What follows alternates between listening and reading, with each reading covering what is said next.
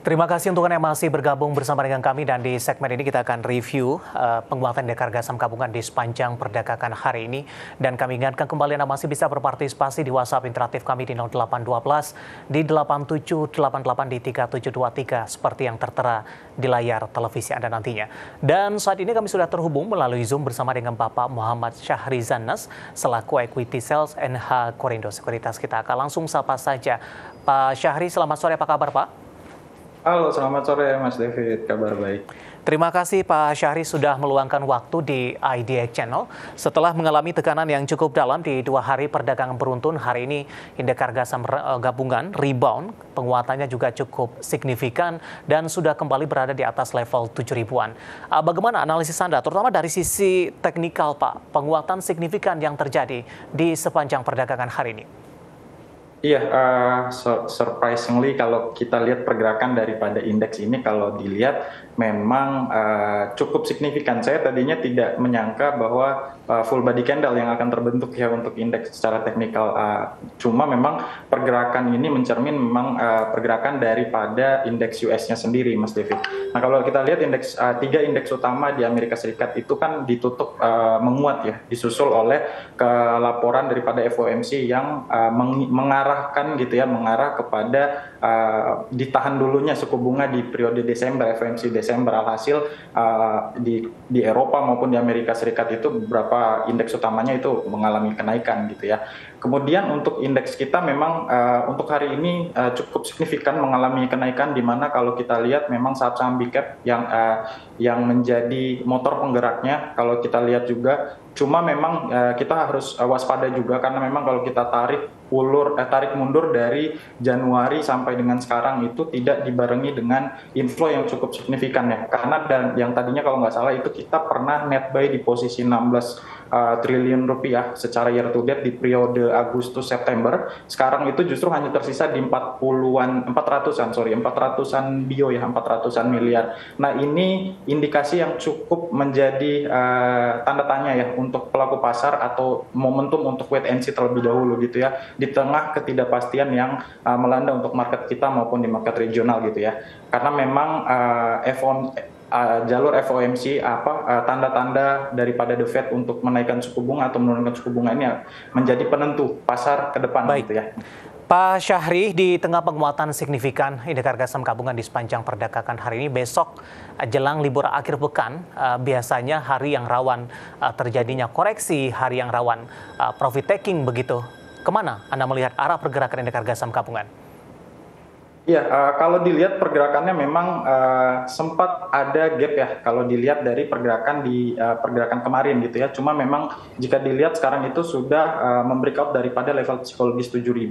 Di tengah memang kalau dilihat dari relative strength atau indikator osilator ya yang menggambarkan pergerakan indeks ini, dia ini sudah masuk di area overbought gitu ya. Jadi ada indikasi untuk koreksi terlebih dahulu. Cuma memang level 7.000 ini akan menjadi level support terbaru untuk indeks, karena memang kalau kita lihat di beberapa pekan lalu bahkan beberapa bulan yang lalu kita juga pernah berada di area 7.000 bahkan tidak lama ya, dan itu terbreakdown lagi di area 68, bahkan terdalamnya itu kemarin di periode November ya, di 1 November itu di 600 gitu ya. Harapannya sih aliran dana asing yang mulai kembali di pasar Indonesia khususnya gitu ya, karena kalau kita lihat antara kontrarian dari market bond dan market equity kita itu ada perbedaan gitu yang cukup signifikan gitu ya, spread daripada aliran dana asing ini. Nah, saya harap sih ke depan indeks kita masih cukup bertahan di level 7.000 gitu ya. Pak Syahri, dari sisi sektoral Pak, ini juga cukup menarik. Teknologi lagi-lagi memimpin penguatan hari ini, tapi penguatannya lebih signifikan jika dibandingkan dengan perdagangan hari sebelumnya. Karena hari ini juga didukung oleh Gotoh, kemudian juga beberapa dari perbankan digital. Melihat dari secara year to date ini, teknologi masih tergerus meskipun hari ini mengalami kenaikan yang cukup signifikan. Bagaimana Anda melihat penguatan signifikan yang terjadi hari ini? Apakah ini memang mengikuti dari sisi bursa global, mengingat Nasdaq juga sudah menguat signifikan duluan? Iya, betul, ada kaitannya, cuma memang sedikit korelasinya itu agak negatif ya. Cuman kalau dilihat memang bobot terbesar di sektor teknologi itu ada di 4 saham sebenarnya, Mas David. Ada di DCII, kemudian ada Gotoh, kemudian ada ETG yang posisi ketiga, kemudian ada MTEK gitu ya. Secara pergerakan kalau dibilang di periode November itu memang teknologi ini memimpin gitu ya. Jadi lead sektornya itu ada di teknologi, kemudian yang outperform selanjutnya dibanding indeks ada di infrastruktur, bank, kemudian indeks kita, yaitu di IHSG sendiri. IHSG itu sudah menguat kalau nggak salah di kisaran 4-5% khusus untuk November aja gitu ya. Jadi tadi ada saham yang memang kapitalisasinya cukup besar sehingga mengkerek pergerakan indeks teknologi ini lebih tinggi. Contohnya seperti DCII karena harganya juga masuk di fraksi yang cukup besar gitu ya, Mas David ya.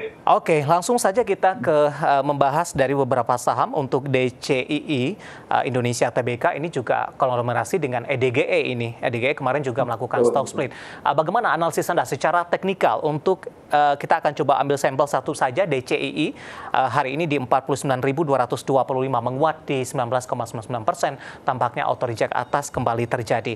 Dari sisi harga mungkin sudah dinilai cukup mahal untuk DCII, tapi investor masih memburu dari sisi saham ini. Kemudian juga dari sisi valuasi, ini juga Perdam PBV-nya juga sudah di atas 200-an, Pak. Analisis Anda untuk DCII?